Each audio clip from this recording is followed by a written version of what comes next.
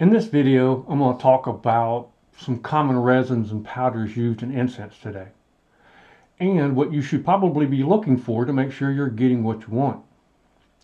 Now, if you're wanting to use a particular powder or resin for meditation or even your magical practice, I want to make sure you're getting what you think you are.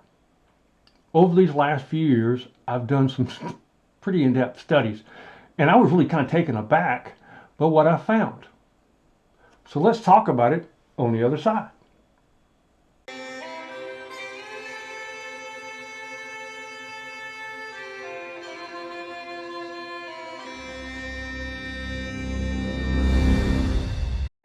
Hey, I'm Sam. I'm the owner and magical blacksmith at Raven's Keep Forge. Also, the author of a pretty popular little book called Metal Never Lies, An Introduction to Metal Magic. So as I was starting my journey with cancer, I wanted to find a way that I could deepen my devotion to the Morrigan and at the same time create something. I wasn't physically able to do much blacksmithing, as I'm sure you can probably understand, which for me at the time was mainly how I did show my devotion. Now I'm not going to go into a lot of the details and much more than that here. I'm going to leave you a link if you're interested to a blog post that I wrote about it. Now, let's get into it. I'm going to show you some of what I make as far as loose incense and explain to you some of the things that I learned in my studies. Maybe you'll learn something too. So let's get into it. I'm going to switch you around over here.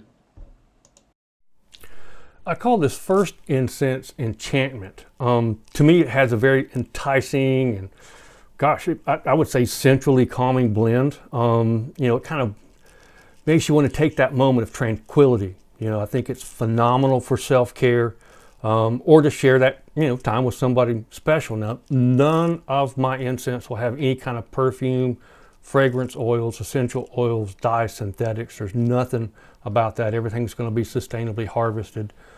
In this is going to have some frankincense resin, some myrrh resin, wild sandalwood, which we import directly from Australia.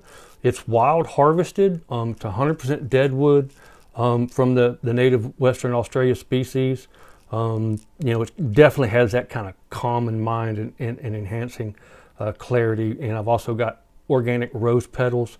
And these all will also have Sour Mountain honey, which is going to be local to me. So I add a little bit of that, so you can see it's kind of fine, right? And the reason for that it is that I make it so it'll go in the incense stoves, and I'll put a link, somewhere wherever those things kind of show up. I'll put that up there somewhere for that, because if I'm able to use a grate on the incense stove with a tea light instead of using charcoal, so I'm able to start it when I want to, stop it when I want to. I don't have to worry about the charcoal burning.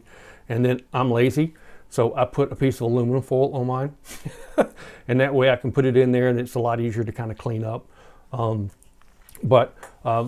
So this is will be available both on my website, ravenskeepforge.com, and also on our retail storefront, our tea shop, thegroveteas.com. You can get that there too. So let's move on to the next one. This is the premium sandalwood that we get from Western Australia. It's a super, super fine powder. It's, gosh, like talcum powder, right? It's kind of like a cosmetic grade. I know my beloved uses it, and she'll blend up with dried rose petals and some milk or some water and uses it as a face mask. It's absolutely delicious smelling, so it's really cool. So this is the sandalwood that's used in there. This next one is one that I call Harmonize. I think that the blend with this one definitely helps purify on many different levels, including kind of respiratory system and the atmosphere. The herbs in this blend have been, traditionally used to purify and cleanse sacred space and negative energies and the mind and emotions. kind of the human energy field, if you would, lungs and respiratory tract and atmosphere, for ages. These plants and resins have a very strong airborne bacteria killing properties. But I think they've also been recently scientifically proven to literally cleanse the air in your home. So it kind of gives you a very refreshing kind of, of your space and the air that you breathe. Now, one of the ones that's in here is Palo Santo. Now, I get this from Peru. It's from wild Peruvian Palo Santo, and grind it down. I get the chunks and I grind it down. So it's sustainably harvested, because it's got to be from dead wood is the only way to kind of get that. White sage. This is organically cultivated specifically for this type of use, so you're not getting any wild harvesting or anything like that. So I think that's very important that we're kind of maintaining that, and we're being respectful for it. This also has copal oro, has pinyon pine, okay, which is one that I've really kind of gotten kind of fond of here lately. This particular that I use is sustainably harvested. Every piece is hand-picked up in the high desert wilderness of the Rocky Mountains. I know who does it, and I know that they're ethical in the way they do it. And of course, this also has our Sorrow Mountain honey in it. Just to kind of give you a little bit of idea of the look. Once again, these are all kind of used for, it's kind of small. It's got nice little nuggets. The honey creates nice little nuggets with the powder and from the white sage and the Palo Santo. And I think it's a really lovely scent, and I enjoy it. It really kind of helps knock it out, so to speak, kind of gives you that kind of All right, well, let's go on to the last one. This blend I call Shield Wall. It's the most popular blend that I make up. I make it up quite a bit. What I use with this in this is traditionally used for spiritual, energetic, and ceremonial protection. Of course, you can also use it, outside. It does have a very nice scent to it.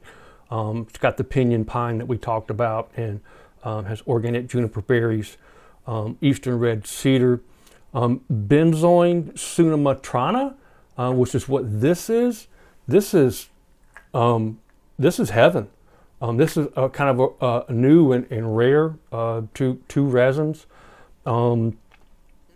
It's not only sustainably harvested, but it also supports those small communities that do the work in their local forest, as far as replanting and making sure that it continues on. Has a nice, almost vanilla scent. It's seriously, it's yummy. Copal Blanco, which this is from Mexico.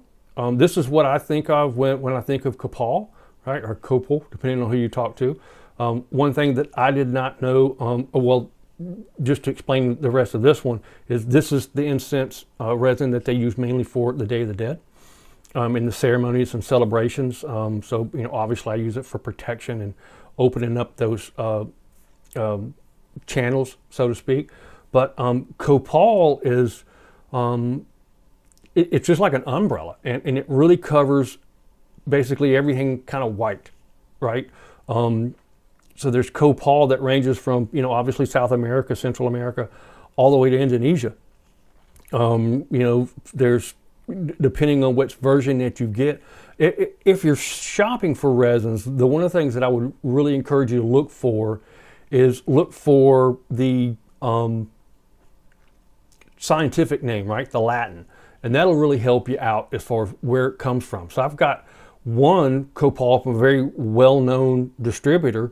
And when I got it in, I looked at it and it was like, well, it's not really looking what I thought it was. I didn't pay much attention to it in the beginning, and looked at it, and it was actually Dumar gum. It wasn't even resin; it was a gum, but it was white, and it's copal. Like I said, it's in that umbrella. And next is dragon's blood, and both of these are considered dragon's blood. Once again, it's an umbrella term. They get dragon's blood from, once again, Central America all the way to Indonesia. This is usually what a lot of people will get in. These nice, they're big chunks. It's dragon's blood. It's from Sumatra, from the plants out there. But when I think of dragon's blood, just like me thinking that this is copal, this is what I think of as dragon's blood, which is the Cinnabari blend, right? It's what I use to make my dragon's blood ink with, right? So I want to, this, and it's night and day difference between the two as far as color and texture and everything. You know, and I would get this thinking I was getting this, you know, depending on what you're using it for, it can be kind of important. You know, because there's like 20 different kinds of dragon's blood. It's crazy. And of course I've got honey with it, but to give you a little bit better view, once again, it's formulated for my incense. Right now, you could use it on charcoal. There's nothing wrong at all with using it on charcoal, but I think it just works better because it's smokeless, and you know, I think you get a better scent with the incense stoves. I'm a big proponent of getting my stuff in resin and then grind it myself, because I know what it is this way. If you get it kind of powdered already, sometimes you don't know what's hid in it. So I like to make sure that you know, I know I'm getting what I'm getting. All right, so that is shield wall. Well, I hope that was beneficial for you and you got something out of it. If you have any questions, feel free to kind of throw them down there, and I'll be glad to help you out where I can. Don't forget, I've got that link down there for those of you that are interested, for my story behind how I got kind of involved in the incense.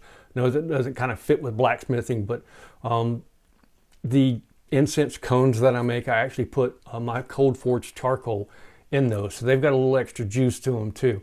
I'm very proud of those as well. Subscribe, please, if you don't mind, if you're kind of interested in what we've got going on, because I'm trying to get something out on a regular basis for you.